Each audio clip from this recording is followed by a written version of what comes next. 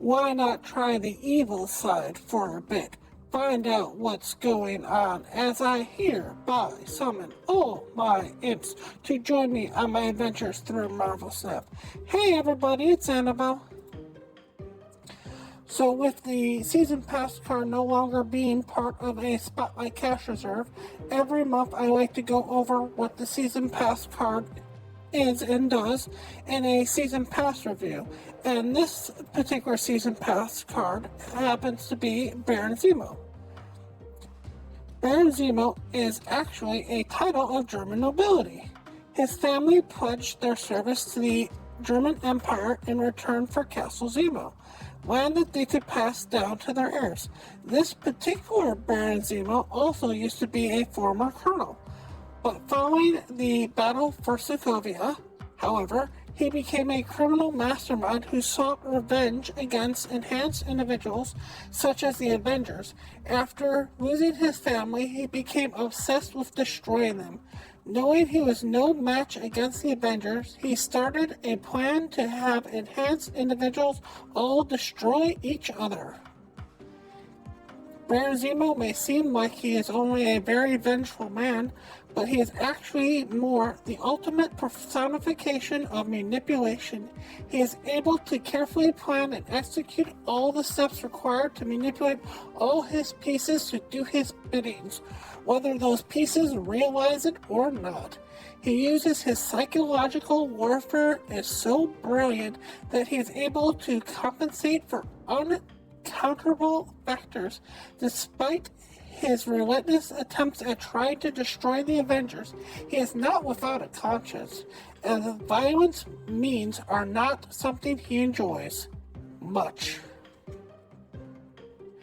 Baron Zemo tried to go solo at first, but after he was disfigured and forced to don his now iconic mask, he put a new plan into motion. He tried to create an evil team called the Thunderbolts. They were soon accepted as new heroes far easier than he would have expected, and he was given access to the same equipment used by other heroes. Using this newfound trust and equipment, he nearly succeeded in taking over the world, but the Thunderbolts, wanting to continue as good heroes, mutinied. Baron Zemo started life as a member of a death squad, but he managed to build a happy family despite the nature of his job. However, when the war between the Avengers and Ultron resulted in the death of his whole family, he became consumed with anger and hatred. Despite knowing the Avengers were not the villains of this war, he nevertheless held them responsible. As a person out to destroy what he sees as an empire, he ironically is fearful of any loss, being someone who has little else left to lose. Baron Zemo has no real superpowers. He's just stuck with a genius-level intelligence, being an expert swordsman, marksman, and technician. He has also been a master of deception and can influence any individual he meets into doing his work. But no superpowers. Baron Zemo is dangerous with his influence to any individual he meets. He has used this ability to morally change persons, even with the greatest of good intentions. This is represented in Marvel Snap by him changing the mind of a card in your opponent's deck, recruiting it to his side. In Marvel Snap, he is a 3-cost, 4 power with the description of on reveal, recruit the lowest cost card from your opponent's deck to your side at his location. So in my opinion, I find that he finds and falls right into the 3-star for a 5-star rating, and I'm going to go over my reasons as to why here.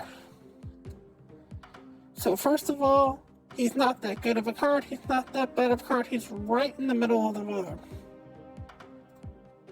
And part of the thing that you need to know about him, which is the weirdest thing about him, Because of how he's actually written, cards like Bishop do not get his effect. Since Bishop states after you play a card, this gains +1 power. Because he's not playing the card, he's only recruiting the card.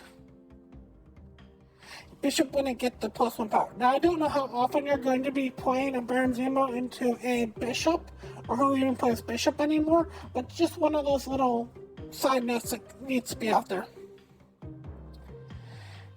There are some good pulls that you can get from him.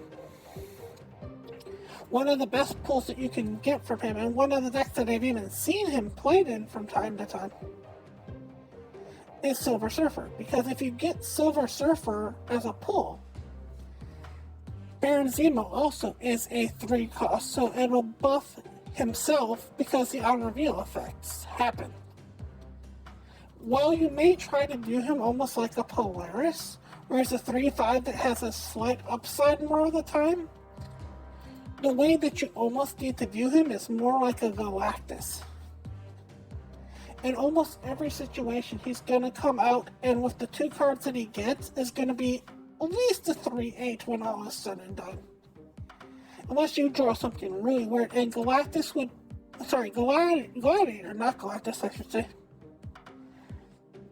would pull a card from your opponent's deck anyways. Now, there's a deck where you can basically make this whole idea where on turn 1, you kind of do the Yondu, and then on turn 2, you pull in the Camel. Then you play him on turn 3, and on turn 4, you play the Absorbing Man to copy his effect. And by that point, you've deleted your opponent's deck. You can even finish it up by playing a Maximus. Since they have no deck, Maximus has no downside.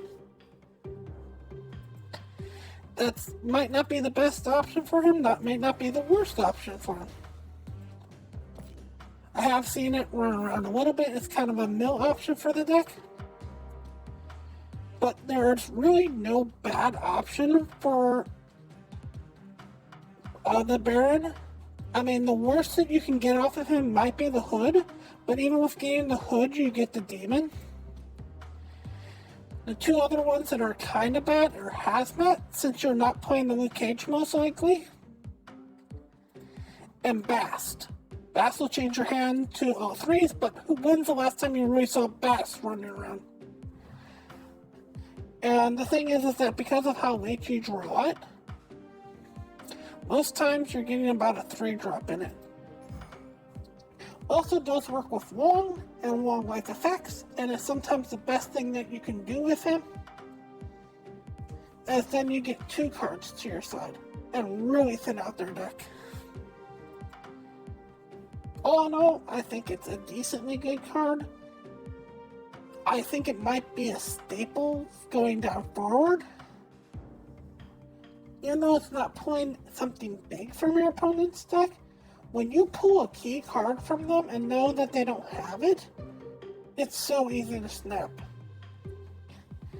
Anyways, I want to thank you all so much for watching, and as always, remember, play for fun.